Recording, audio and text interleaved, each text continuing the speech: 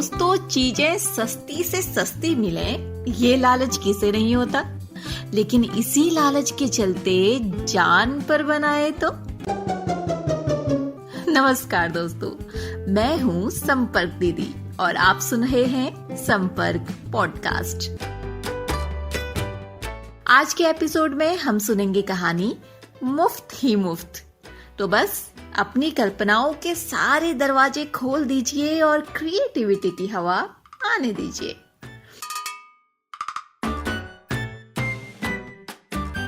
भीखू भाई जरा कंजूस थे। एक दिन उनका मन नारियल खाने को हुआ, लेकिन इसके लिए ना तो वो बाजार जाना चाहते थे और ना ही पैसे खर्च करना चाहते थे। वो सीधे खेत में जाकर बूढ़े बरगद के नीचे बैठ गए और सोचने लगे कि क्या करूं। फिर उठे, घर आए, जूते पहने और छड़ी उठाकर बाजार निकल पड़े। वो भी केवल ये जानने के लिए कि नारियल आजकल कितने में बिक रहा है। बाजार में जब नारियल वाले ने पूछने पर बताया कि एक नारियल 2 रुपये में है, तो भीखू भाई की आंखें फैल गई। उन्होंने कहा, बहुत ज्यादा है भाई, 1 रुपये में दे दो। नारियल वाला तैयार नहीं हुआ। भीखू भाई ने उससे पूछा, अच्छा ये तो बताओ कि 1 रुपये में कहाँ मिलेगा। नारियल वाले ने थोड़ा सोचा और कहा, मंडी में मिल जाएगा। तो भीखू भाई फौरन उसी तरफ चल पड़े। मंडी में व्यापारियों की ऊंची ऊंची आवाजें गूंज रही थी। भीखू भाई ने इधर उधर देखा और बहुत जल्दी उन्हें एक नारियल वाला मिल गया। उन्होंने उससे एक नारियल का दाम पूछा और नारियल वाले ने कहा, सिर्फ 1 रुपया, जो चाहो ले जाओ। भीखू भाई ने उसकी तरफ 50 पैसे बढ़ाते हुए कहा, नहीं नहीं, 50 पैसे काफी हैं। मैं इस नारियल को ले लेता हूँ और तुम ये लो, पकड़ो 50 पैसे।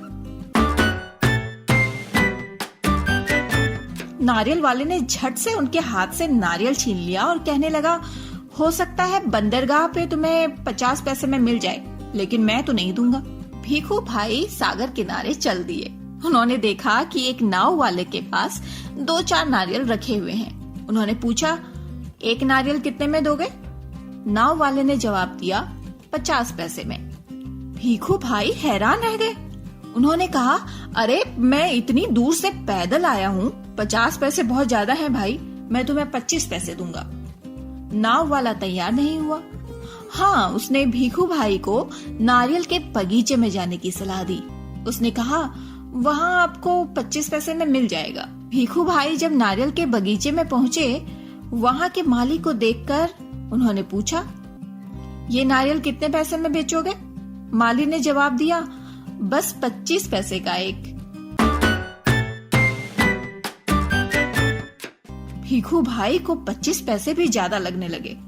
उन्होंने माली से कहा, मैं बहुत थक गया हूँ और मेरी बात मानो ना, एक नारियल मुफ्त में दे दो। इस पर माली ने कहा, अगर मुफ्त में नारियल चाहिए तो पेड़ पर चढ़ जाओ और जितने चाहे उतने तोड़ लो।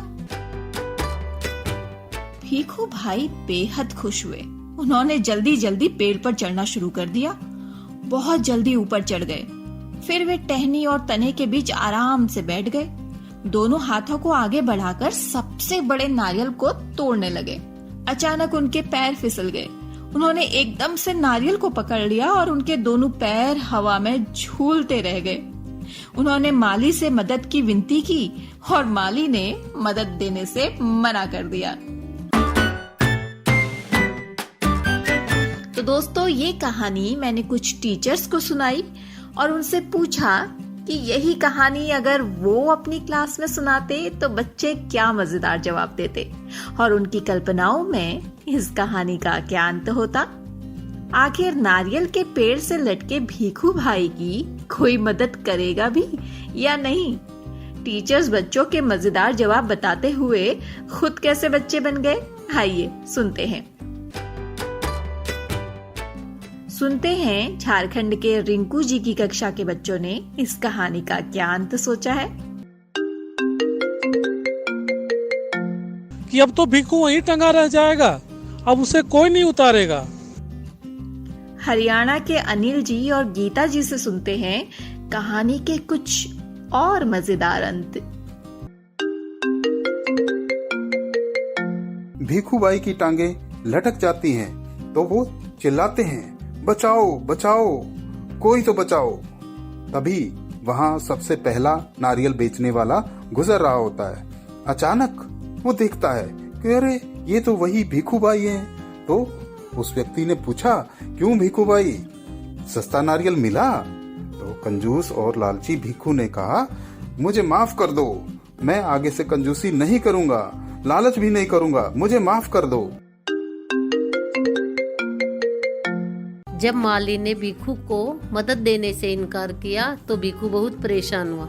उसने माली से कहा, देखो भाई, तुम मेरी मदद कर दो, मैं तुम्हें इस नारियल के 25 पैसे की जगह 1 रुपया दूंगा, पर तुम मेरी मदद तो करो, मुझे नीचे तो उतारो।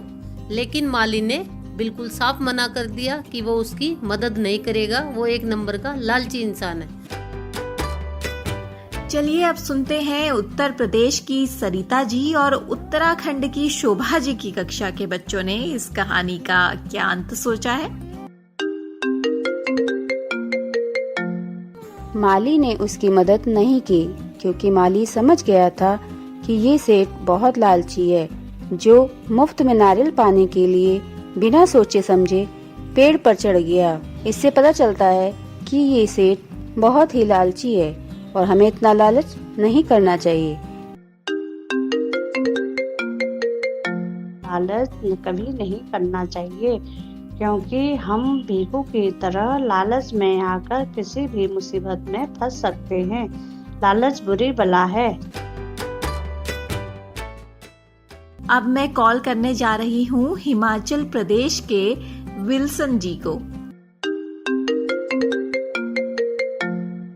भीखू भाई अब नारियल के पेड़ पर फंस गया था। अब वो सोच रहा था कि मैं क्या करूं। इससे तो अच्छा होता कि मैं नीचे ही नारियल वाले को, माली को 25 पैसे देकर नारियल खरीद लेता और मेरे 1 रुपया 75 पैसे भी बच जाते। और इस आखिरी कॉल में सुनते हैं छत्तीसगढ़ की सुषमा जी और लक्ष्मी जी से कि उनकी कक्षा के बच्चों ने इस कहानी को क्या अंत दिया है। जब भीखू भाई नारियल के पेड़ से लटक रहे थे, तभी उन्होंने पास में खड़े माली को देखा और माली को मदद के लिए पुकारा। माली भाई, मुझे नीचे उतारो। माली ने कहा, ये मेरा काम नहीं काका, मैंने तो सिर्फ नारियल लेने की बात की थी, बाकी ये तो तुम्हारे और नारियल के बीच का मामला है। जब भीखू भाई ने माली से सहायता मांगी तो माली ने मदद करने से मना कर दिया। तभी वहाँ पर से एक ऊंट वाला गुजर रहा था। भीखू भाई ने ऊंट वाले से मदद मांगी तो वह तैयार हो गया और जैसे ही वो ऊंट पर खड़े होकर भीखू भाई की मदद करने के लिए भीखू भाई की पैर पकड़े तो ऊंट वहाँ पर से हिल गया, जिससे वह गिरने लगा और भीखू भाई के पैर पकड़कर लटक गया। अब पेड़ पर 2 लोग लटकने लगे।